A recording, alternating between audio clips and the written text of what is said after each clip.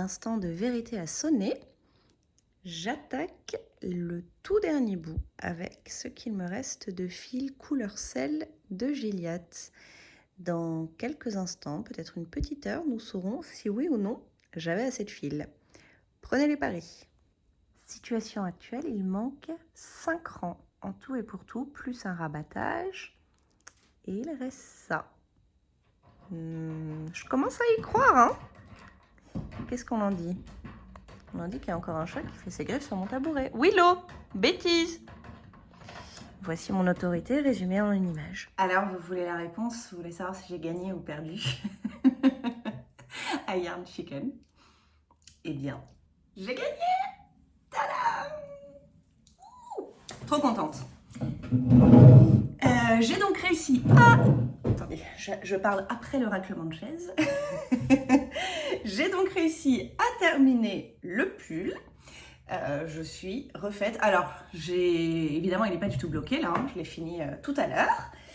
Et voilà que vous dire. Je suis trop contente. Il est hyper agréable. Il gratte 0,0. Et quand on rentre bien dans l'automne, j'ai la peau plus sensible, comme plein de gens, plus sèche. J'ai une flemme infinie de mettre de la crème sur le corps, donc je saute souvent cette étape en plus. Et du coup, je sens vraiment bien tout ce qui gratte. Par exemple, hier, j'avais mon No Frills avec de la Midnight Sol de Camaros qui ne m'avait jamais gratté. Après, je l'avais sur un débardeur seulement. Et ça m'a pas gratté au bras, mais au niveau de la poitrine, enfin pas de la poitrine, du décolleté, ça me grattait un peu. Je commençais à me gratter, à avoir des marques rouges, etc. Là, celui-ci, rien du tout. Ceci dit, je suis en train de me dire que du coup, là, comme ça me grattait trop hier, j'ai mis de l'huile sur mon corps. Et que je viens d'enfiler mon pull blanc neuf direct sur l'huile. J'espère ne pas avoir des vieilles taches de gras dessus. Voilà ce qu'il me reste. Franchement, bon, en vrai, j'avais encore de quoi faire quelques rangs, mais pas des masses. Hein. Si vous voulez un grammage, ça me fait penser à ramage, et je vais avoir le corbeau et le renard toute la journée dans la tête. Voilà ce qui se passe dans mon cerveau cassé. Ah mince, j'ai fait la tare avec. Il reste 7 grammes, c'est passé à moins 7 quand je l'ai enlevé. Donc on était quand même pas large. J'ai en revanche en couleur ceci de reste. Et là, on a plus, hein. 43, 42, 42. Donc il me reste 150 grammes, grosso modo, de Gilliatt, en 4 couleurs différentes, dont seulement 7 grammes de blanc. Il faut que je me trouve un petit projet, une pelote et demie de Gilliatt. À vos suggestions. À mon avis, ça va finir soit en mitaine. Ah, peut-être comment ça s'appelle en français, leg warmers? En guêtres. Peut-être des guêtres. Bon, à voir. Il faudrait que je me trouve un projet. C'est pas ma première urgence. Il est très bien. Pas bloqué. Comme je vous le disais, ce fil marque vraiment toute irrégularité dans le tricot. Donc là, l'endroit où je me suis amusée à essayer de tricoter à la Continentale au milieu de l'avant. Bravo Carole, un génie. Les rangs raccourcis inopinément placés et importunément placés sur les manches pour une raison que j'ignore des deux côtés, il se voit. Et le jacquard fait quand même des petits plis, même, rappelez-vous, bonjour si vous n'étiez jamais venu, mais si vous avez regardé les épisodes précédents, j'avais dit que j'avais fait un blocage intermédiaire à peu près jusqu'au deuxième rose, je crois. Sans certitude, mais je crois que c'était là que j'en étais quand j'avais fait un premier blocage. Donc ça, c'est bloqué en haut. Et on voit bien que c'est bien lisse, les côtes là. En tout cas, je suis contente. Je ne sais pas si je vais le porter aujourd'hui. Il fait pas très froid aujourd'hui à Paris, j'ai l'impression. Là, en tout cas, dans mon salon, j'ai chaud et j'ai aucun chauffage allumé. Mais en tout cas, voilà, je suis refaite. Vous le verrez probablement mieux après blocage, évidemment. Petit point rentrage de fil, c'était extrêmement long. Il y en avait pas loin de 100 à rentrer, je pense, parce que chaque changement de couleur égale 2 fils. Hein. Donc 2 fils, 2 fils, 2 fils, 2 fils, 2 fils, 2 fils, 2 fils, plus changement de pelote au milieu d'ici, plus une fois ou deux où un chat a niaqué le fil et j'ai dû ramener une pelote, donc 2-4 fils de plus. Même chose ici, même chose pour la séparation des manches. Donc vraiment, j'ai rentré pas loin de 100 fils, je pense. J'ai fini de tricoter à proprement parler. J'ai fini de rabattre la deuxième manche hier à 22h et quelques, 22h15. Et je me suis dit, tiens, je me lance le début... Non, j'étais dans la fin d'un épisode de Sabrina, ma série fétiche du moment. Et j'étais dans la fin de mon épisode et je me dis, je finis l'épisode et je commence à rentrer quelques fils. Ce sera toujours ça de moi à faire demain. L'épisode c'est fini, j'avais rentré 5 fils, donc et j'étais lancée et j'étais pas trop crevée, que j'avais rien fait de la journée. Moi, si je fais pas de sport, je suis un peu insomniaque. Donc là, j'avais beaucoup de récupération à faire, donc ça m'a pas empêché de m'endormir à 23h, 23h30, de ne pas avoir fait de sport. Mais en tout cas, je suis pas allée me coucher à 21h, quoi. Donc je me dis, c'est pas grave, je lance un nouvel épisode, et quand je suis fatiguée, je le coupe, ça me dérange pas du tout de couper les épisodes en 2 mois. Et du coup, j'ai fini l'épisode, donc j'ai rentré les fils, les épisodes durent 56 minutes, donc grosso modo entre 55 minutes et 1 heure. J'ai fini un épisode d'1 heure, sachant que j'avais passé un quart d'heure sur la fin du précédent, donc 1h15 de rentrage hier, j'ai fait un peu plus de la moitié. Et ce matin, j'ai regardé 2-3 épisodes du vlogtober de Lysandre, sur lequel j'avais du retard, parce que ces derniers jours, j'ai vraiment rien regardé d'autre que Sabrina. Et puis j'étais occupée pas mal, comme vous l'avez peut-être vu. Et du coup, donc je sais pas, genre 20-30 minutes avec Lysandre. Ensuite, j'ai enchaîné sur le dernier épisode de Miss Manuel Naturel que j'ai pas fini pour le coup sur le rentrage, mais j'ai regardé quand même au moins 35 minutes en rentrant. Donc en gros, j'ai passé 2 heures à rentrer les fils du pull. Donc c'est quand même pas rien, 2 heures. 2 heures de rentrage. En plus, c'est très chiant de rentrer les fils sur le jacquard. J'ai regardé des méthodes qui marchent bien, mais qu'est-ce que c'est relou. Parce qu'on peut pas rentrer, enfin, je m'étais fait avoir les premières fois où j'avais rentré le fil sur l'autre couleur, et donc du coup ça se voit si tu fais du plicate stitch. Donc tu vois l'autre fil qui passe. Là, je crois que j'ai vraiment 0 raté le rentrage. Mais on voit, donc il faut faire attention à bien rentrer sur la couleur principale. Enfin bref, relou. Je vous fais rêver à chaque fois, j'ai l'impression, non? Bon, voilà où j'en suis pour ce matin. J'ai un rendez-vous médical, il est quelle heure? Il est 10h ici. 10h ici, enfin, je suis en France, hein, mais il est 10h pour moi au moment où je vous parle. Et j'ai un rendez-vous à l'autre bout de Paris à 13h, donc j'ai un petit peu de temps. Officiellement, il faudrait que je travaille, mais je vous le disais, bien que je sois freelance depuis 8 ans, 10 ans, 8-10 ans, j'ai encore beaucoup de mal, moi, avec ces grandes journées de glandes. Comme j'ai travaillé une demi-heure, 1 heure hier, mais sinon, j'ai pas vraiment travaillé depuis vendredi, et on est mardi matin. Mais j'ai du mal avec le rythme de freelance. J'ai été matrixée au rythme scolaire et ensuite professionnel. Tu travailles de 9h à 18h, du lundi au vendredi. Et du coup, j'ai presque une culpabilité quand je suis en train de glander pour la 4e journée d'affilée un mardi matin, en oubliant. Et donc, ça me pousse au burn-out, hein, ce genre de choses, parce que ça me force à travailler dans ces moments-là, alors même que je travaille tout le week-end, que je donne 50 heures de formation, pas la semaine d'après qui est les vacances où j'ai ma fille, mais la semaine du 28 octobre. Donc après, j'ai des plages de travail qui sont hyper intenses et dans lesquelles je dois arriver reposée. Donc il faut que je prenne ces 4, 5, 6 jours de glande pour me recharger, pour avoir des hobbies, pour pas détester ma vie. Et ensuite, pouvoir ne faire rien d'autre. Parce que quand je donne 9 heures de cours sur la journée, je parle toute la journée seule. Presque, je réponds aux questions, mais majoritairement, c'est comme si vous donniez une conf ou autre pendant 9 heures. Enfin, si vous êtes prof, vous voyez. Sauf que c'est des adultes, il n'y a pas de récré, la pause c'est 45 minutes. Enfin, c'est des journées vraiment intenses, 9 heures à donner cours. Et donc, je fais ça 6 journées d'affilée. Ces semaines-là, je tricote pas, je regarde pas de films, je vois pas d'amis, je suis vraiment monoprojet, quoi. Monotravail. C'est même plus du métro boulot dodo, enfin si, c'est ça. Et donc du coup, j'ai besoin d'avoir des sas où je glande un petit peu autour. Et ça reste dur pour moi. Donc là, il faudrait que je passe ma matinée à me lancer dans mon ranunculus. Mais la personne folle qui habite mon cerveau va potentiellement quand même travailler. On la juge. Ok, je vous retrouve tout à l'heure, cet après-midi, après mon rendez-vous. Je donne cours ce soir aussi. Mais bon, de toute façon, ça vous concerne moins, parce que je pense que j'aurais fait la mise en ligne avant mon cours qui commence à 18h30 et qui finit à 20h30. Donc, je vous retrouve tout à l'heure avec, je vous dirai ce que je suis en train de tricoter à ce moment-là. Eh bien, recoucou. Toujours avec ma tête de folle qui n'a pas daigné se maquiller ou se coiffer depuis qu'elle a fini de courir 20 km. Enfin, je me suis lavée à ce moment-là. Je me suis relavée depuis aussi. Je me suis lavé les cheveux même à ce moment-là, mais je me suis pas relavé les cheveux depuis dimanche. Je les ai juste attachés. Je les avais coupés cet été et là, ils recommencent à avoir la longueur où je peux faire des petits chignons. Ce qui est la raison pour laquelle je les avais coupés, c'est que moi, quand j'ai les cheveux longs et bouclés, bah, je passe ma vie comme ça. Sauf qu'avec des cheveux longs et bouclés, je mets 1h30 à les laver, à les scruncher, à les biduler, etc. pour faire ça. Donc autant le faire sur des cheveux au carré finalement. Voilà pourquoi je me suis coupé les cheveux. Car beaucoup d'entretien pour faire un chignon crotte sur le sommet de mon crâne en permanence. Donc au moins là j'ai mon chignon crotte, mais ça m'a demandé zéro effort de les laver. J'ai quand même scrunché avec mes petits gels les secrets de Loli. Voilà, sur ce point chevelure, je vous propose d'entrer maintenant dans le tricot. Alors depuis tout à l'heure, qu'ai-je fait? Je vous disais que j'avais 2 heures et que j'allais pas réussir à glander. Spoiler alerte, j'ai pas glandé.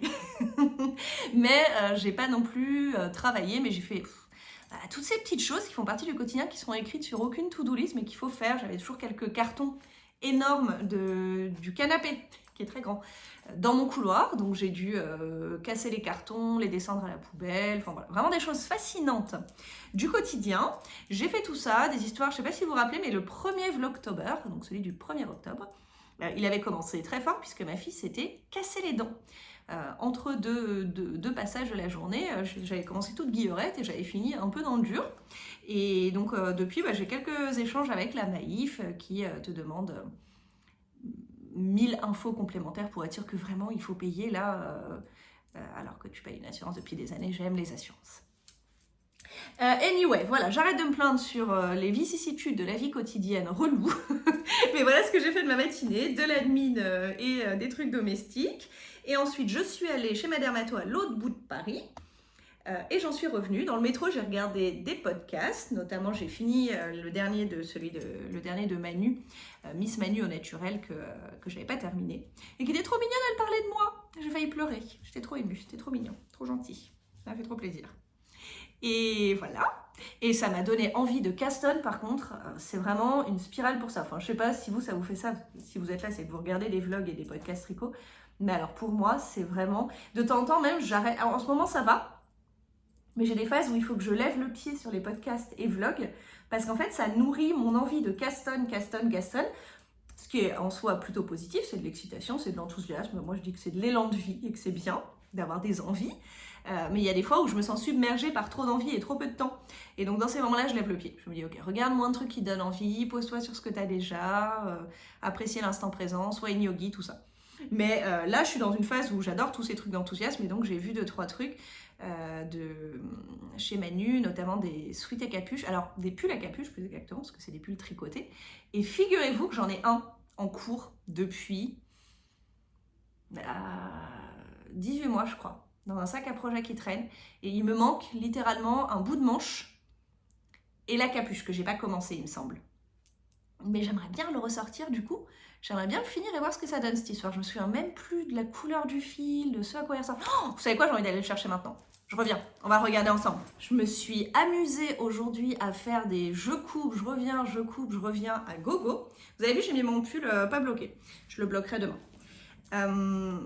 Je vais m'amuser sur le montage, d'autant qu'il faut que j'ai fini le montage pour 18h15, heure à laquelle je dois me connecter en ligne pour donner ma petite formation de 2 heures là. Alors, sac à projet. Ah oui, je suis vraiment une vlogueuse en carton, je monte jamais mes sacs à projet. Attendez, j'enlève les poils de chat, parce que mes sacs à projet, ils sont souvent dans des paniers dans mon salon. Donc, c'est pas des paniers de chat, j'ai des paniers de chat évidemment, hein, mais rien ne vaut un sac à projet ou un panier à projet pour un chat. On délaisse le panier dédié acheté chez Zoo plus Co et on se vautre dans la laine. Donc celui-ci, ce beau sac à projet recouvert, il est beau, hein, avec les petits cristaux multicolores là, c'était donc, à l'époque où elle en fait plus, elle a maintenant 2 enfants, elle n'a plus le temps, mais c'était Natacha, Artemis Yarns. Ils sont très épais ces sacs à projet, donc c'est vraiment quali. Tu te dis pas, oh je pourrais faire la même avec une machine à coudre. Moi je me dis jamais ça, je n'ai jamais touché une machine à coudre. Mais il y en a où je me dis c'est quand même très simple, il y a des fois où c'est un pochon quoi. Vous voyez là c'est pas un pochon. Il y a une belle poignée, il y a des beaux liens coulissants. À l'intérieur, vous voyez les trucs là où j'agite le truc dans le vent un peu. J'agite un peu dans le vent. Belle poignée, beau lien coulissant.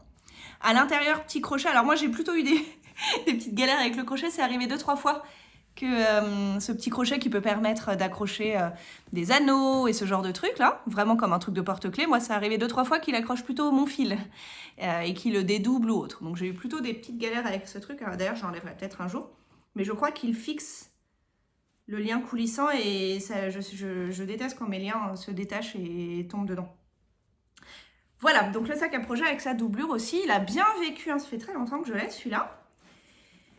Et... oh bah il est rose, quelle surprise. Donc le sweat à capuche, j'ai eu envie d'un sweat à capuche. Faudrait que je regarde dans mon Ravelry, mais je pense que je l'ai commencé... pas cette année.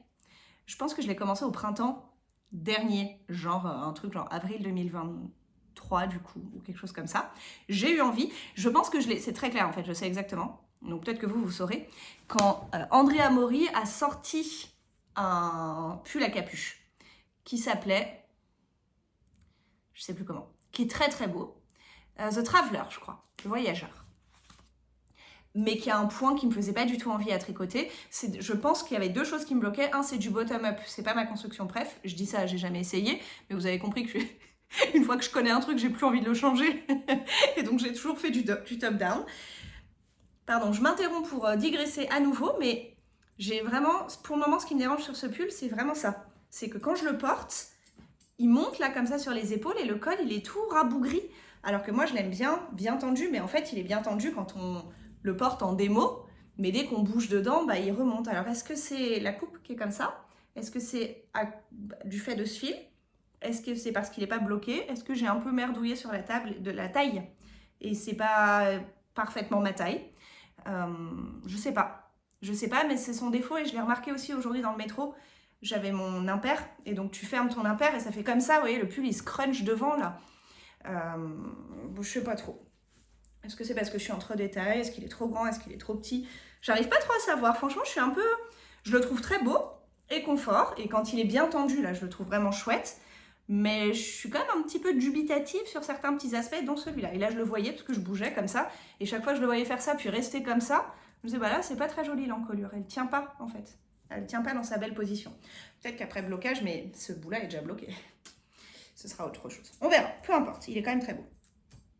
Du coup, je suis désolée, ça a attiré mon œil et ça m'a coupé. Donc, Andrea Mori avait sorti celui-ci. C'était un bottom-up, j'avais pas très envie de me coller à un bottom-up. Et c'était un point, je crois que ça s'appelle un point de goudron, je ne suis plus certaine. C'était un point avec des rangs en verre infinis, quoi. 200 mailles en rang en verre, j'étais là, ouf, il n'y a tellement pas moyen que je fasse ça. Mais donc, ça m'avait donné très envie. Et donc, j'avais zoné sur Ravelry à la recherche d'un pull à capuche qui ne soit pas le sien, qu'elle venait de sortir. Il n'y en avait pas énormément à ce moment-là. J'étais tombée sur un patron qui m'a pas l'air très connu, qui s'appelle Forever 16, donc 16 pour toujours, donc un truc d'ado, littéralement. Et alors là, il est crop, mais moi j'ai acheté assez de laine pour le descendre. Et donc c'est un sweat à capuche, un pull à capuche, quoi, qui est assez cool. Et donc je l'ai tricoté. Enfin, je suis en train de le tricoter. Est-ce que j'ai gardé... Oh, madame a gardé l'étiquette. C'est pas tous les jours que ça m'arrive, profitez-en. Donc je l'ai tricoté en crème queue, que j'avais du coup la crème queue achetée, je pense, chez Lily comme tout. En crème queue recyclée. Donc laine qui fait un petit peu un effet rustique. Reborn Wool Recycled, Slow Fashion, blablabla. 65% de laine, 25% de polyacrylique. C'est cette partie-là, il me semble, peut-être qui est recyclée, je ne suis pas certaine. Et 10% de nylon, donc c'est pas du 100% laine. Oui, c'est ça. 100% post-garment recycled textile. Donc, effectivement, le polyacrylique, c'est des anciens vêtements recyclés en fibre, quoi. Donc, j'aime bien le concept. 100 grammes, 200 mètres, donc de la pure DK. Et quelle est la dernière info? La couleur, c'est un numéro de lot, pas fascinant. Donc du coup, ça se vend en écheveau. Il m'en reste, j'ai encore grave de la marge. Là, vous voyez un écheveau entier que j'ai mis en pelote. Et je crois qu'il commence un peu à se défaire, mais je l'ai mis en pelote il y a plus d'1 an, rappelons-le. Je sais qu'il y a des gens qui disent qu'il ne faut pas laisser le truc en pelote, qu'il faut le rebobiner. Devinez si je vais faire ça. Donc voici une pelote entière. Et enfin, vous allez voir ce pull. Franchement, j'ai envie de le continuer là. Ça m'a chauffé cette histoire. Où est-ce que j'en étais moi? Oh bah il est bientôt fini. Voilà, je suis vraiment cette personne qui arrête un pull, mais... Oh, scandale. Donc voilà où j'en suis. J'ai fait le corps. Qu'est-ce qu'on voit là? Bon. J'ai fait le corps. Là, ça doit marquer... Je pense que ça, je l'ai gardé parce qu'à mon avis, c'est le point de départ de la capuche ou de l'endroit où on va venir relever des mailles ou autre. Donc, je devais le garder. J'imagine, on m'a dit de mettre un marqueur. J'ai mis un marqueur bien gentiment. Je me souviens de rien. Je me souviens même pas de quand j'ai fait ça. Donc, le corps, il est fait. Du coup, il va être à peu près la même longueur un tout petit peu plus court que le Easy V que je porte là, je pense. J'ai quasi fini. Non, mais vraiment, la fille s'est arrêtée à 2 doigts de rabattre, quoi. À 2 doigts de conclure, comme dirait l'autre. Bienvenue dans la maison du bon goût. Et donc, donc voilà les manches en côte. Je suis sur la première qui est bientôt finie. J'ai encore une manche à faire et après la capuche. Donc franchement, Carole, tu t'y colles quand tu veux. Si je m'y colle vraiment là maintenant, en vrai, d'ici la fin de la semaine, je pourrais avoir un deuxième pull. Ça n'arrivera pas car, ça y est, j'ai castonne le ranunculus. J'ai fait le castonne préconisé par le patron, après avoir donc défait. Et d'ailleurs, pendant que je défaisais ça, je me suis dit, c'était un peu chiant à défaire, la baby alpaca suri, là, d'ailleurs je vais vous checker la laine plus précisément, mais donc c'est chiant à détricoter ce type de fibre. Donc ça feutre, ça casse, c'est pas fait pour. Il faut pas se rater hein, quand on tricote ce genre de truc avec ce genre de fibre. Ça se défait pas bien du tout, du tout. Je remets tout ce qu'il faut en place. Hein. Tac, tac, tac, tac, parce que quand on est multi en cours, il faut tout bien ranger. Sinon, et tout bien noter. Sinon, carnage. Quand on reprend un projet qu'on n'a pas touché depuis, bon là, 1 an et demi, scandale, mais même 2 semaines, on ne sait plus où on en est. Alors s'il y a une aiguille, un bout de la maison, le patron pas au bon endroit, il faut que tout soit dans le petit sac. Là, j'ai les bonnes aiguilles, le patron, la pelote déjà prête. J'ai plus qu'à reprendre et continuer. Et donc, tout à l'heure, j'ai castonne, et cette fois-ci, j'ai castonne correctement. Regardez ça. Donc, j'ai castonne. Je sais pas si... Ouais, je crois que la couleur que vous voyez est pas trop mal. C'est pas trop mal. Ouais, vous voyez un truc assez cohérent avec la réalité. Il y a des gens qui mettent leurs mains, moi je préfère vous mettre ma tête vraiment en gros plan, port inclus. Vraiment un cadeau ici. Hein. Et donc, donc du coup, je vous avais dit que je le faisais. Je sais pas où est mon sac à projet de celui-ci. Ah, il est là. Que je vous avais pas montré d'ailleurs.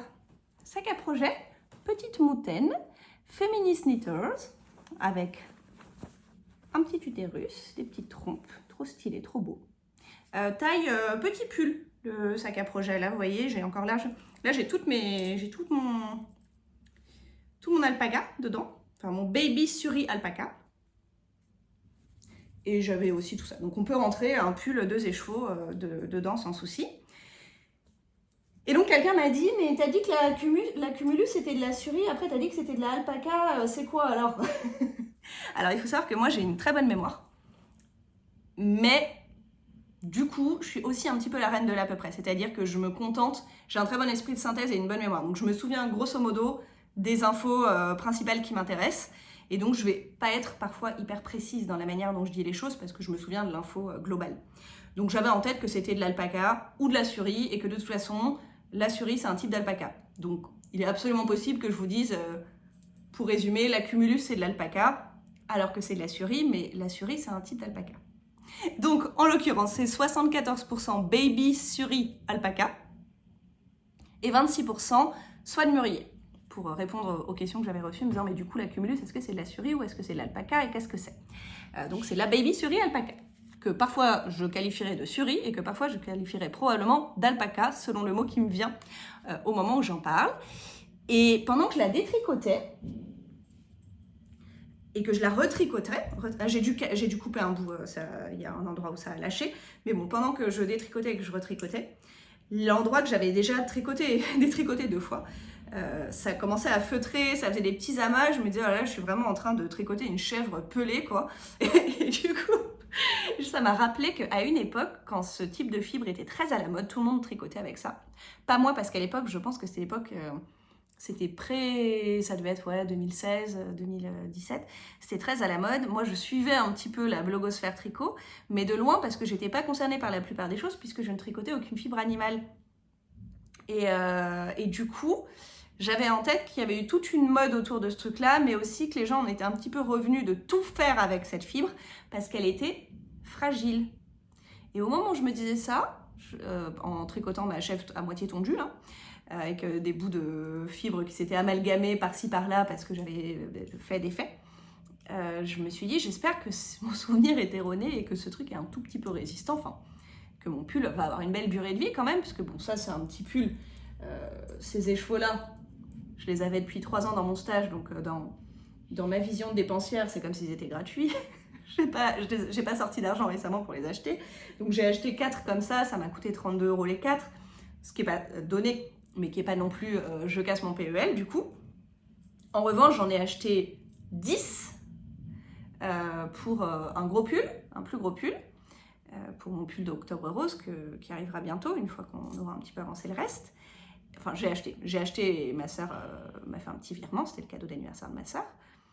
Et je me dis là, pour le coup, c'est un très beau pull, c'est mon pull de 40 ans, offert par ma sœur. Si c'est de la fibre qui n'a pas une longue durée de vie, ça va un peu me dépiter. Donc j'espère. Après, je lave pas mes pulls 10 fois par hiver, donc normalement ça va. J'essaie d'en prendre soin. Mais voilà. En tout cas, j'ai commencé le ranunculus, j'ai fait le montage, qui était effectivement pas extrêmement complexe une fois qu'on a pris le temps de visionner la vidéo, de comprendre dans quel sens on fait le truc. Et après, ça monte tout seul, c'est pas plus compliqué qu'un German Twisted Caston. J'ai fait les côtes torses, j'adore les côtes torses, le rendu, je trouve ça trop beau. Je trouve pas ça plus relou à faire que des côtes normales. J'ai fait le premier rang d'augmentation, et là j'allais commencer les rangs raccourcis, je me suis dit que j'allais vous faire coucou, parce qu'après j'ai cours dans 1h30, enfin il faut que j'y sois à 18h15 comme je vous disais, je crois que je vous l'ai dit. Quand je fais des vlogs par petits bouts toute la journée, parfois en le revoyant, parfois quand je regarde les vlogs d'autres personnes, je me fais cette réflexion que quand on parle seul, et je le sais parce que je suis prof et que je parle seule plein de fois, quand on parle seul, on oublie ce qu'on a dit il y a 10 minutes, alors que les gens qui nous ont écoutés, eux, s'en souviennent très bien. Donc il y a un peu ce côté disque rayé. Et donc quand je fais mes vlogs étalés sur la journée, et que aussi je raconte ma journée à mes proches, par exemple, au téléphone ou en les croisant ou autre, parfois je vous redis un truc que je vous ai dit le matin. Alors pour moi c'était il y a 8 heures et je fais plein de trucs entre temps, mais pour vous c'était il y a 4 minutes, et c'est un peu... c'est bon Carole, on a compris... Donc désolée si j'ai répété les choses, mais dans 1h15 je suis en cours, et du coup je sais pas si je vais revenir, et je voulais vous voir tant qu'il faisait bien jour, parce que là ça va tomber de plus en plus tôt. Le ranunculus il commence bien, et alors c'est très drôle parce que en termes de style de rédaction de patron, on est à l'opposé de celui-ci, où celui-ci on vous dit vous allez maintenant commencer les rangs raccourcis, on vous décrit le premier rang et après on vous dit faites ça encore 3 fois quoi. Alors que là vraiment le patron il fait 16 pages et c'est hyper clair, voilà, le rang 1 vous faites ça, vous mettez le rang raccourci ici, vous tournez, le rang 2 vous faites ça, et c'est décrit rang par rang, donc c'est le type de patron où on nous prend par la main, ce qui a un avantage et un inconvénient. L'avantage c'est que c'est très clair, très limpide, très bien expliqué, enfin c'est quand même, à choisir je préfère ça, hein.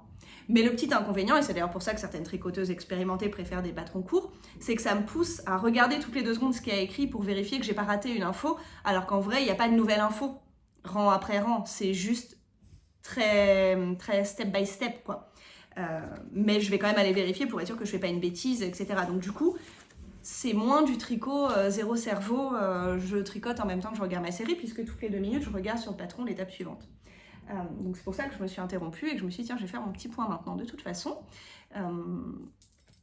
Et voilà où nous en sommes. Donc un projet terminé pour aujourd'hui, un projet Caston, l'envie de reprendre mon pull à capuche pour après faire celui que Miss Manu Naturel montrait tout à l'heure, et j'ai déjà oublié son nom, de Tin Can Knits, qui était trop beau. Mais bon, j'ai déjà une longue liste de trucs que j'ai envie de faire, donc calme-toi Carole. Et c'est tout. Point chaussette sale. Alors qu'est-ce que je porte aujourd'hui? Je porte...